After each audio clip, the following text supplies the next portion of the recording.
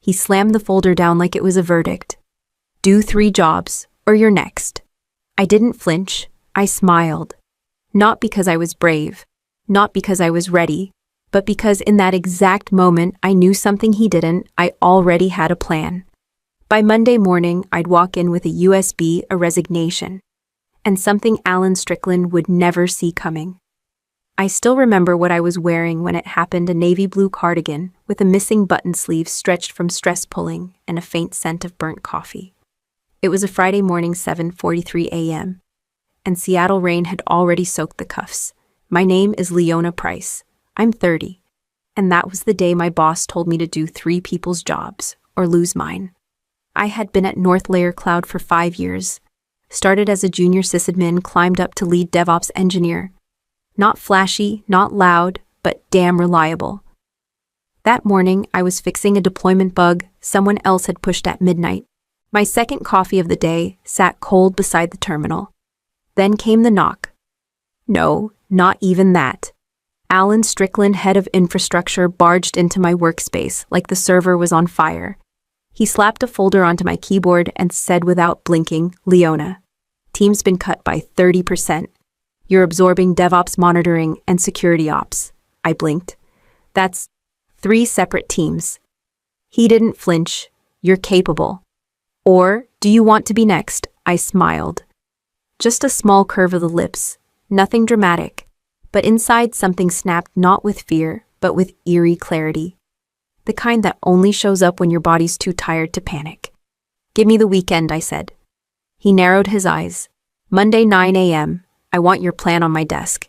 I nodded once. He left, didn't even close the door behind him. I stared at the folder. 3 roles, 1 human, no time, no raise, just survival. And yet, I smiled again. Not because I was okay, but because I had just decided something Monday morning. I would walk in with a USB, a resignation, and something Alan never saw coming. The smile stayed with me all the way home, not on my lips, but behind my eyes. That strange kind of smile that belongs more to clarity than joy. The kind you get when you stop begging the storm to pass and start planning what you'll build after it tears everything down. I walked into my apartment, soaked, exhausted, mascara streaking like bruises under my eyes. My roommate Cam looked up from the couch, a half-eaten slice of pizza in one hand, her phone in the other. You look like the end of a season finale. Feels like one, I muttered, kicking off my shoes.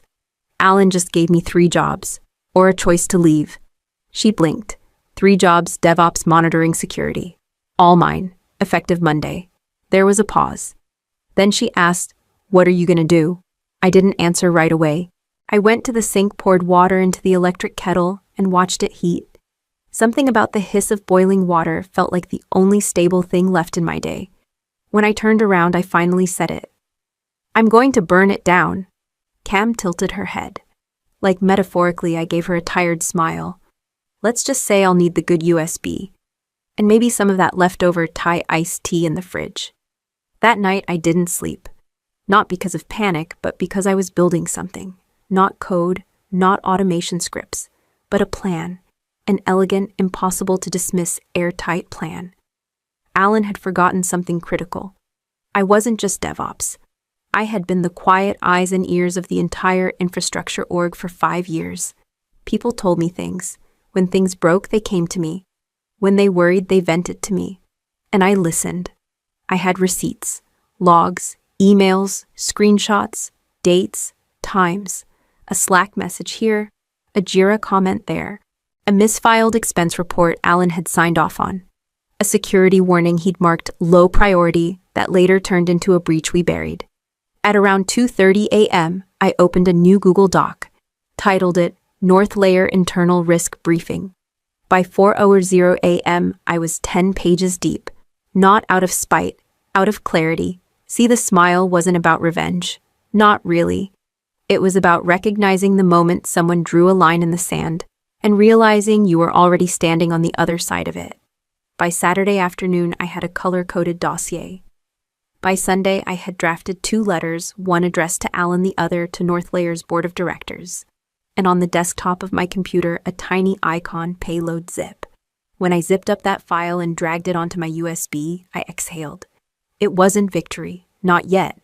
But it was preparation. Monday was coming, and I was ready to walk in with a USB, a resignation, and something no one saw coming. Alan Strickland wasn't incompetent. That was the problem. He was sharp, dangerously so. He'd mastered the art of upward delegation. When projects failed, blame rolled downhill. When they succeeded, credit floated up. He never looked flustered, never raised his voice. He didn't have to. He managed through plausible deniability and perfectly timed silences. But I had been watching. Alan's collapse wouldn't come from one big mistake. It would be death by 1,000 documented cuts. Because while he polished metrics for the board, I had been the one plugging leaks beneath the waterline. Like the time our Q3 uptime report mysteriously improved overnight, thanks to Alan manually excluding 2 major outages from the dashboard data. Or how he bypassed a third-party penetration test and marked it optional to save budget, then blamed IT security when vulnerabilities leaked. I compiled every one of these into a neatly formatted timeline. With sources, with Slack links, with evidence that couldn't be waved away as hearsay. But I needed more than facts. I needed framing, so I added context. Quotes from affected team leads, screenshots of overloaded staff calendars. Even Cam helped. She'd worked on policy analysis during grad school. Together we built a story, one that didn't scream vengeance. One that calmly asked, is this who we trust to lead infrastructure at a critical tech firm? By late Sunday, the document had grown to 23 pages. And the second file, a training guide written by me for all my current projects, clearly documented, thorough and structured, like I was onboarding my replacement. Why? Because when I walked out, I wouldn't leave chaos. I would leave order. Alan's biggest flaw wasn't arrogance. It was that he believed only chaos could take him down. So I planned to show him what collapse looks like when it's surgical. The last thing I added to the USB was a video recording. Just 5 minutes long. My screen, my voice. Walking through the biggest issue we'd hidden from the board, a near-catastrophic deployment bug Alan had approved without peer review. In the video, I included audit trail logs and the buried Jira comments he tried to delete. I saved the file as for the board.move. Then I charged my laptop, pressed my clothes, slept 2 hours. Monday was coming. I wasn't angry anymore. I wasn't scared. I was ready. Rain had slowed to a mist when I stepped into the North Layer lobby at 8:37 a.m. Monday morning. My blouse, white, crisp, and tucked in perfectly, hid the tremble in my chest. But I walked like I had already won. Because in a way, I had. The USB was tucked into my bag's side pocket. 2 envelopes rested in a slim leather folder, one labeled Alan Strickland, the other, to the board. Confidential. I walked past the receptionist, past the break room with its burnt coffee and stale donuts, past the cluster of engineers faking normalcy. The air in the office was thinner than usual. Everyone felt it. The aftermath of Friday's bloodletting still lingered like static. Alan wouldn't arrive until 9 auto. He never came in before then. I used that time to visit my desk one last time and compose myself. Opened Slack. Answered a single message. Then at 8:58 I walked to his office. The lights were off. I let myself in. His chair sat centered behind the glass desk. I placed the first envelope directly on the seat. Unmissable. Then I stepped back, surveyed the room, and turned off the light again as I left. 9:05 a.m. I heard his voice before I saw him. Loud, confident, on a call. Projected to rebound by Q2 once we streamlined post cuts. Then silence. He must have entered his office. 9:07 a.m. A door swung open so hard it banged against the wall. Alan stood in the middle of the office floor, holding the envelope like it was radioactive. His face flushed red instantly. His eyes scanned until they locked on me. I didn't flinch, just sipped my coffee. "Leona," he said, striding toward my desk. "What the hell is this?" Everyone looked up. I tilted my head. "My assessment. You asked for a plan. You said it would take 3 people to handle this workload. That's why 3 people were doing it before I said, my voice steady and loud enough to carry. That folder outlines the hours, coverage gaps, compliance risks, and burnout metrics, should you choose to ignore that math." He leaned closer, voice low. You think this stunt makes you look competent? I'm not performing. I'm reporting. Someone in the background chuckled. Quiet but audible. Alan's eyes narrowed. My office. Now. I picked up my folder, the second envelope still sealed inside, and followed him. Once the door closed, he dropped the first letter on his desk like it was tainted. Is this your resignation? No, I said, setting the second envelope down. That one is. His jaw clenched. I continued along with a full documentation package. I've documented every ongoing project. Created transition materials, recorded step-by-step walkthroughs. You'll find no gaps. You can't just walk away. I'm not. I'm handing off. Alan scoffed. And what's this one? He tapped the envelope addressed to the board. Open it. He did, eyes scanning, lines moving fast then slower. His face shifted from irritation to disbelief to fear. This is slander. It's evidence, I replied. Screenshots, logs, financial deviations, approval chains. I've included summaries, citations, even staff testimonies. You don't understand the pressure I'm under. No, Alan, I do. But pressure doesn't justify misconduct. He stared at me, but for the first time in a year, he had no words. I stood. I'll give you 10 minutes to finish reading. After that, I'm forwarding it to the board, and HR, and legal. He opened his mouth to object. I held up a hand. Check the timestamp. It was pre-sent at 9:00 a.m. It's already in their inboxes. His hand fell, his chest rose, and then he sank into his chair. 9:07 a.m. That was the moment the office saw him not as a boss, not even as a villain, but as a man completely irreversibly outmaneuvered. I walked out, calm, focused, unbothered. I still had one more thing to say. The door clicked shut behind me, but I didn't stop walking until I reached the break room. I didn't need to watch Alan unravel because the real unraveling wasn't happening in his office. It was happening in inboxes across North Layer's upper echelon. I checked my phone. 9:09 a.m. 3 red receipts. Board chair read. General counsel read. VP of People Operations read. The second envelope wasn't just a report. It was a roadmap through his deception. And now it was a storm moving through executive corridors. I poured myself another coffee. This time I drank it slowly. 10 minutes later, I was summoned. It wasn't Alan. It was Miriam Shu, our VP of HR. She rarely left her floor.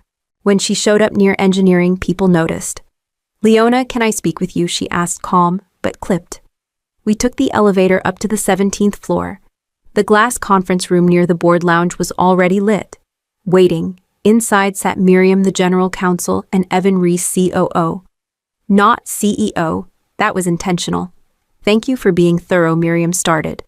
We've reviewed the material. The GC adjusted her glasses. Some of what you've documented crosses into serious regulatory exposure. Evan folded his hands. Alan will be suspended pending formal investigation, effective immediately. There it was, clean, swift. No drama. We'd like to offer you a position to remain, Miriam added. Your credibility with the team, your documentation, it's rare.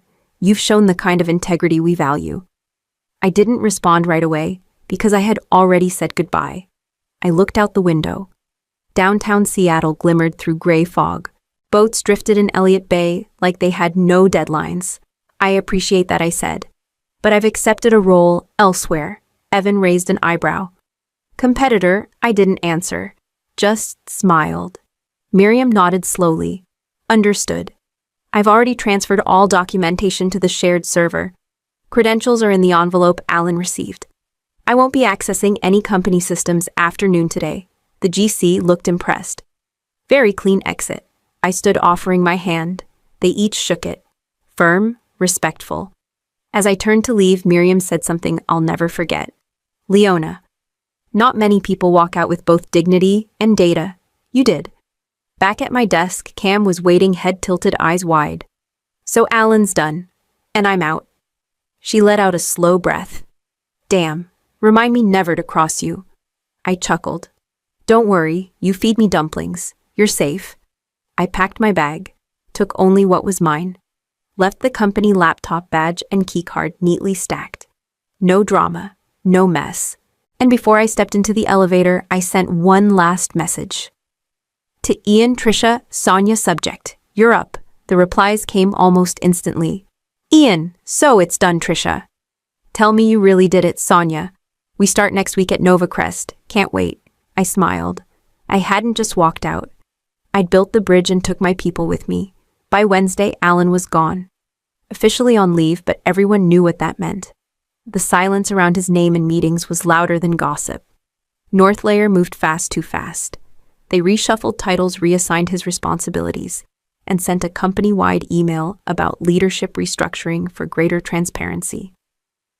HR speak for we're scrambling. Meanwhile, Nova Crest Technologies welcomed 4 new hires. Myself, Trisha, Ian, and Sonia. Different departments, one shared story. My new title, Director of DevOps Strategy. My new office 6th-floor corner window with a panoramic view of Puget Sound. But the best part wasn't the office. It was walking into my first leadership meeting and seeing my name already printed on the agenda. No one asked if I could handle it. No one questioned if I was next. They asked what I thought. That Friday during my onboarding lunch, a junior engineer leaned in and said, "Wait, you're that Leona Price." From Northlayer, I smiled. "Depends. What have you heard?" he grinned. "That you nuked your boss and walked out with half the team and a perfect handoff packet." I laughed. Sounds like an exaggeration. Still, he said, kinda legendary. Later that afternoon, an email pinged. From procurement, northlayercloud.com. Subject software license transition message. Please confirm your role in transfer of asset documentation. Alan has been unreachable. I stared at it for a moment, then replied, "Hi, I no longer represent Northlayer Cloud. Best of luck." Then I added a line I hadn't planned. PS. The backup documentation is titled stricklandlegacy.zip. Everything you need is there. If not, well, ask legal. I hit send, closed the tab, and breathed. It hit me then, not the victory, but the space. The space between who I had to be to survive there and who I finally got to be now. And that space, it wasn't empty. It was mine. But the real kicker came 3 days later when a former Northlayer client reached out through my new company email. Subjects still want to work with you. No hello, no preamble. Just 5 words. And for the first time in weeks, I leaned back in my chair, smiled not out of defiance or strategy, but from somewhere simpler. Relief. Sometimes being irreplaceable isn't about staying. It's about knowing when to go and who follows when you do. It was a Thursday morning nearly 3 weeks after I left Northlayer when I saw him again. I had stopped by a downtown cafe near the old office habit maybe. I still liked their overpriced matcha and the corner table that caught morning sun. I was waiting on my drink when I heard someone say my name. "Leona." I turned. Alan Strickland stood in line, looking smaller somehow. No company badge, no blazer. Just a navy windbreaker and a paper in his hand. His beard was rougher jawline, softer. But his voice still had that clipped precision. "Didn't expect to see you here," he said. "Same." There was an awkward pause. Then, surprising both of us, he extended his hand. "I read the board's final report," he said. "You were right, about more than I wanted to admit." I shook his hand, brief, neutral. "They offered me consulting work, elsewhere." I said yes, he added. "Lower stakes, fewer people to disappoint." I nodded. "Sounds peaceful." He looked down at his shoes. "You were always better than I treated you." Another pause. This one sat heavier. "I wasn't looking for revenge," I said softly. "Just clarity." "I know." He glanced toward the door. "You got your team out. That was something." I didn't respond. "Anyway," he said, gesturing vaguely. "I hope it's going well. Nova Crest." "It is." He nodded once, then again, more slowly. "Good." I didn't watch him walk out. Didn't need to. Instead, I picked up my matcha, sat in the sunlit corner, and opened my laptop. There were reports to review, an onboarding deck to polish. A new intern starting next week. Life had moved forward. And I had too. Not scorched earth, not ashes, just growth. And maybe somewhere in that quiet corner of the coffee shop, a little peace.